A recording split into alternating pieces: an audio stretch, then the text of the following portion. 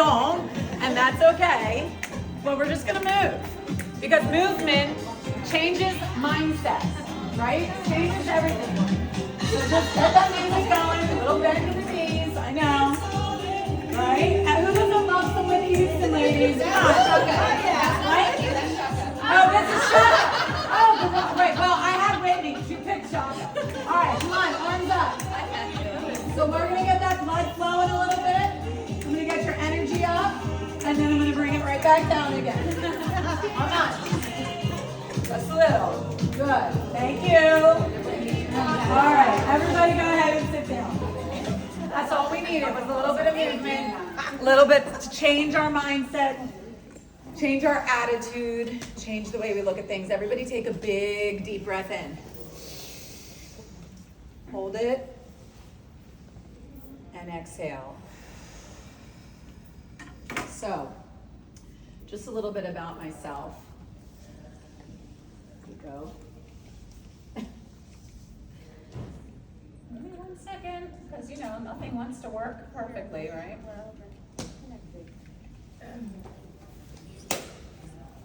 Okay. All right, well, I'll do it. There we go. So we get it working. I don't know what just happened. So this is a little bit about me. But what I'm going to ask you to do right now is I'm going to ask everybody to close their eyes. And I'm going to tell you a story. And I really want you to envision and put yourself in this story, which is why I'm asking you to close your eyes. Big deep breath in. Sitting on that plane, I felt as though someone had pushed me out of that plane. The roaring sound of the engine was not the only thing preparing to soar. As I looked out that window, my nervous system was on the edge of that plane's wing.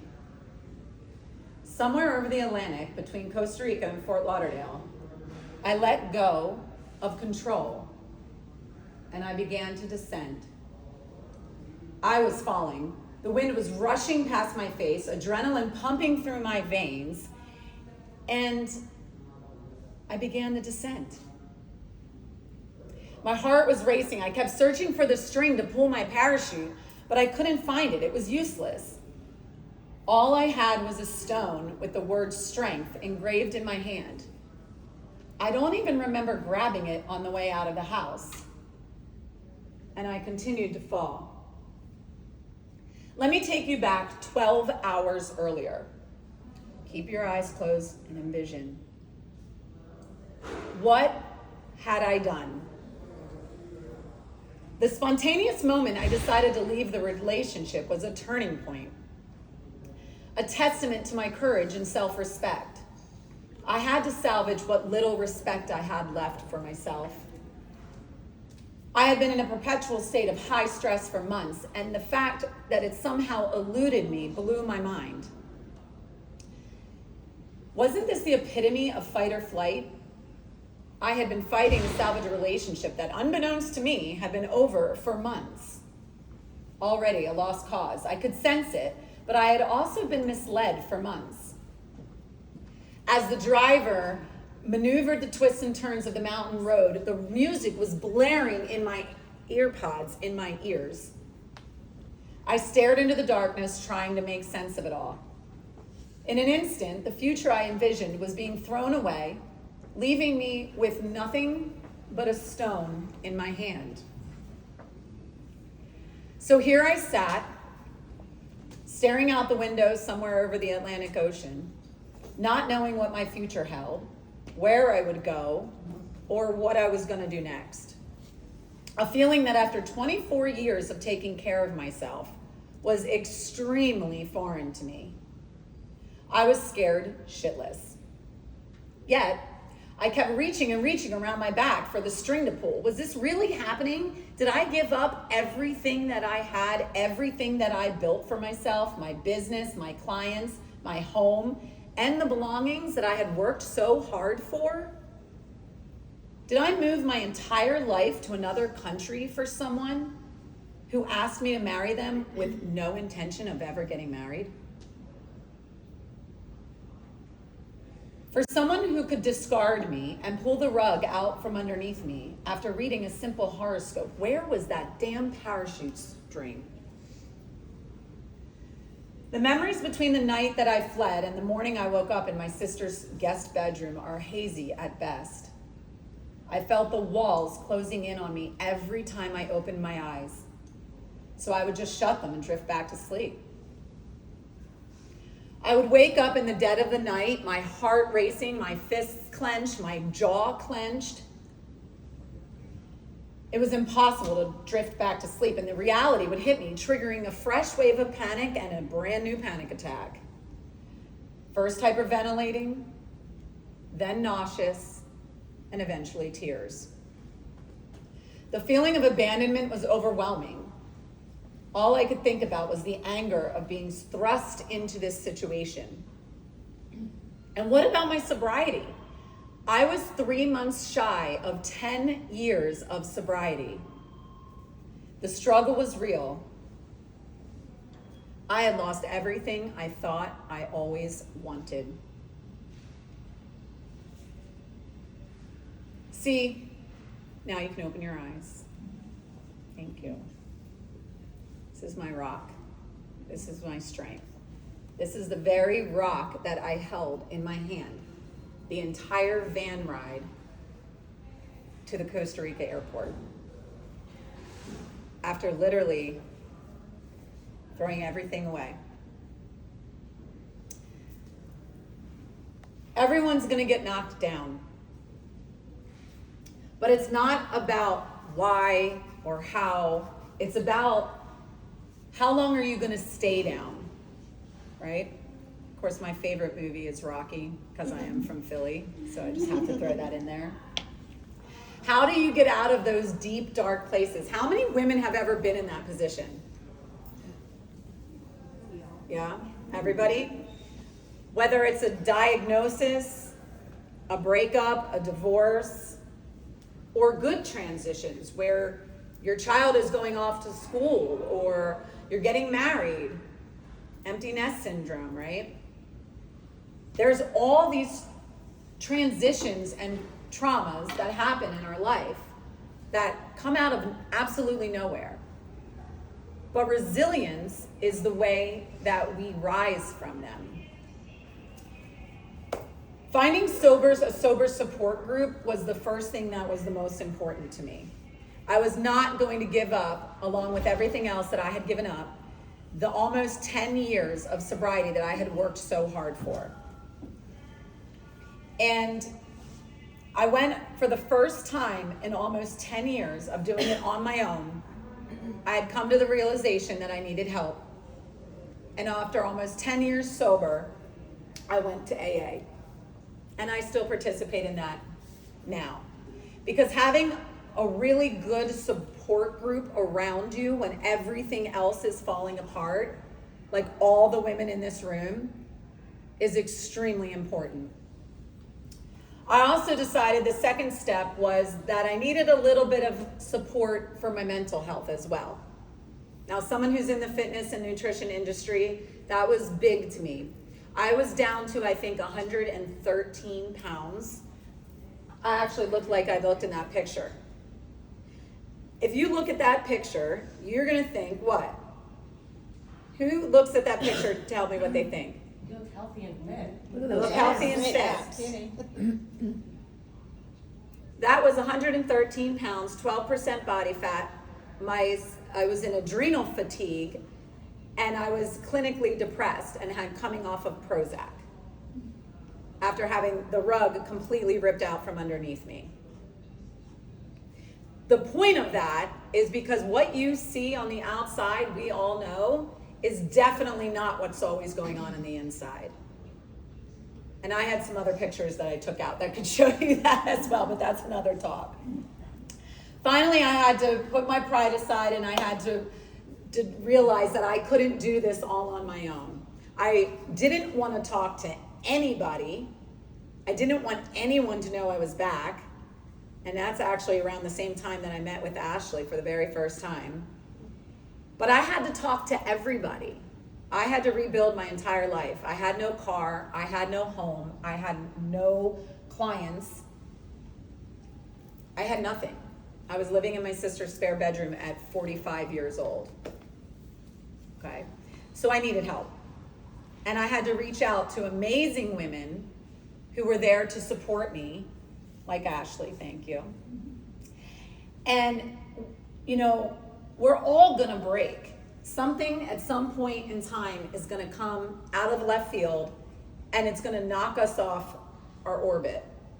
And like I said before, it's all about how you come back from that. So, first the shoe, then the board. Again, comes out of left field, doesn't really matter, it's all right. So just a couple other little things about me.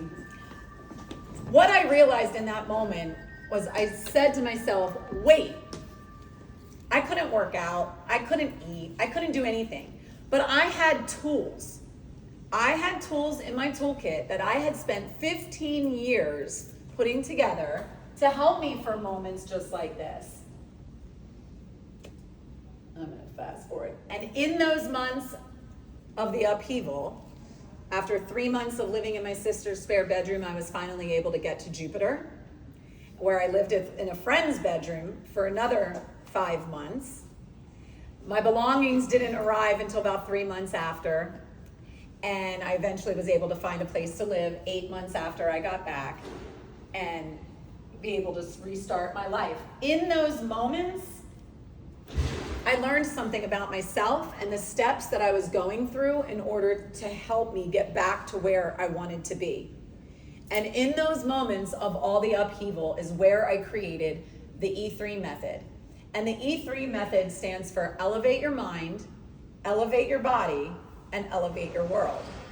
Because all three of those things need to work cohesively together in order for us to thrive and be healthy, both mentally, physically, emotionally, right? Who agrees with that? Right? Good. So, what is the E3 method? The E3 method is a GPS for personal transformation. It's a 5-step framework that I created after really taking a look at everything that I was doing to get myself back to good. In 5 steps, the E3 method is a core framework that I use with my clients now. The first step being vision, defining what thriving looks like to you, not what everybody else says that it's going to look like. Creating a vision for yourself. How many of you in here right now can say you have a vision for yourself? With something you're striving for, a goal you're trying to reach, right? Where's my financial planners? Right? Where's my business coach? Right? Exactly. Not anyone else telling you what you're going to do, what your dream is, what your goals are. But in order to get there, we have to go through the second step, which is assessment. This is where I work with clients, and we assess your fitness, your nutrition, and your mindset. Because you can't go forward if you don't know where you're starting from, right? And what we think is healthy, where are all my hyper-independent women out here? Where are all my overachievers? Where is everybody that is like, go, go, go, go, do for everyone else? Everybody by this point should have their hands up, right? Okay, I was just gonna say, because if not, we need to talk after and I wanna know what you're doing. So, no, go ahead, I wanna know what you're doing if you're not. So yeah, we gotta figure out where we are and an honest approach to that. Right? Physical, mental, emotional. And then once we have all of that together, that's when we get into action. So the E3 method, looking over these 3 pillars of fitness, nutrition, and mindset. We have vision, we have assessment, we have action. And action is where we create a plan, right? It's our steps to get us where we're going. after we get on that path a little bit, we might decide this isn't the right path, and we have to go back to reassessment. We have to look at what we need to change, look at what's not working, look at what is working and double down on it, right? And that will keep us in alignment, which brings us to our last step, which is what I call the iGPS. And the iGPS is your inner guidance positioning system, okay? So we're gonna do one more little imagery. I want you don't have to close your eyes for this because you all got in your cars to drive here, right? Good. So a coach that I had a while back told me this, and I use it, and I give him the credit for it, so just letting you know. Picture yourself sitting in your car, getting ready to go on a journey, and you have the GPS right in front of you, and you put in the location of where you're going, which I like to say your goal, your destination, your endpoint, right? And we're driving along, you put your seatbelt on, you're looking out the windshield, which is way bigger than the rear view, right? Because we're really focused on where we're going. We know where we came from. We can look back there every now and then, but we really don't need to focus on it. And we put the location in the GPS, and I, as your coach, am sitting right there in the passenger seat next to you. You put the key in the engine, or the ignition. Now we just press the button and the car starts. I don't even know how Teslas go, but I imagine it's something like that. And so we're driving, and all of a sudden we come to a big tree across the middle of the road, and we have to take a detour, right? Again, detours. How many of you have had major detours in your life that have thrown you off track? See where I'm going with this? The question is, what are you going to do now? How are you going to get around the tree? Where are we going? So we go on the detour. Oh, look, there's a butterfly. See, that would be me. And then I would just keep going down that road. And I'd eventually would go. But I had to put systems in place because I had to get back to supporting myself and thriving and healthy and working out. I couldn't even pick up a weight. So there we go, around the detour. My coaches that I put in place throughout this journey were there to help guide me. They helped get me around the detour, but back in alignment with my North Star, back in alignment with the path that I was going down and where I wanted to be. Because I wasn't going to allow any more detours. So we're going to quick step through these because I already just talked to you about them. The E3 method, the good thing about the E3 method is that it continues. It's not a starting point and an end point. It's a continual cycle of transformation and growth. And you can use it for one goal, or you can use it for all your goals. But the main point of it is to keep you in alignment with your goals, right? So I created this E3 method, and then I got the greatest idea that I wanted to bring community into it. And I did. So we're back, we're living in our own place after our major life quake and narcissistic discard in another country. And we are thriving, and we're great, and we're like, yes, we're gonna do this. And then I get the idea, I wanna do this for millennials. I'm gonna create something called the E3 Collective. And the E3 Collective is a women's group of women like us are gonna help younger women. And we're gonna show them where, how, give them skills, give them tips, give them all these things. And I started it with ground running. I spent 2 months doing social media with some millennials, and I was doing marketing, and I was doing all these things. The first month that the E3 method, or the E3 Collective launched, I decided to pull the plug. How many of you have ever really worked with millennials? How many of you have actually, you're a millennial? I'm a zennial. Okay. I don't think you're a millennial. Okay. I'm an elder millennial. What I realized, what I was actually like building an Instagram sorority. It was all about the Instagram sorority, how many followers, and I had to pull the plug. thank God I had some women here that are here today that supported me in that. And I had to pivot, and I had to reassess, and I had to start all over again. And I had clients who came to me and said, why are you not doing this for us, midlife women who need this, women who have been through the ringer, and I said, you're absolutely right, and that's what we're gonna do. And I pivoted, and I had to cancel a month, and that's fine. And now I have a group that meets once a month, different practitioners teaching a workout, me teaching or coaching or bringing in different professional women to discuss a topic of the month in a group called the E3 Collective. But the point is, I actually had to stop and look at my own method and say, all right, we need to reassess. This isn't working, and I cannot hold out to do this for the rest of an entire year. It was January. So I realigned and recreated. So the point of me telling you all of this vulnerable story, this LifeQuake story, this parachute story, when I finally got back and life got settled again, I looked around, and I finally, as I was falling in this free fall, I finally began to drift softly to the ground until I finally landed. The parachute finally opened up. I had my family, my friends, my sisterhood of women who all came together, a sisterhood of women who were all unpacking my house together in my brand new apartment, putting things away so that I could sleep in my apartment soundly the very first day that I moved in. And I'll never forget it.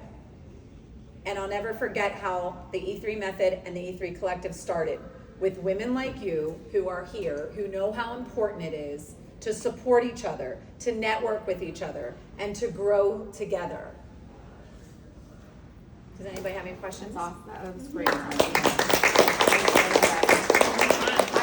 Yes. Do you do any Zooms? Yes. Or is it, okay. Yeah, I do both, and I still do personal. I'm still a personal trainer. I'm still a nutritionist. I still do all of the things, but more in a holistic way instead of just going into the gym and training for an hour and coming out and trading, that way. Awesome. Anybody else have a question? Yes. How long do you work with a typical client? What is the life cycle of your So I've built a 3-month program, which basically about 2.5 weeks, 12 weeks through the program with each step. Some people have to stay longer in a certain area than others, and that's fine, and we just adjust for that. Some people don't want this really at all, and they just want the coaching and the fitness and the nutrition instead of, working, and we do that as well. Yeah. Anybody else? That's wonderful, Debbie. Okay. Thank you. Thank you. That was great. Ladies, lunch is ready. Hi. I didn't even know. I snuck in.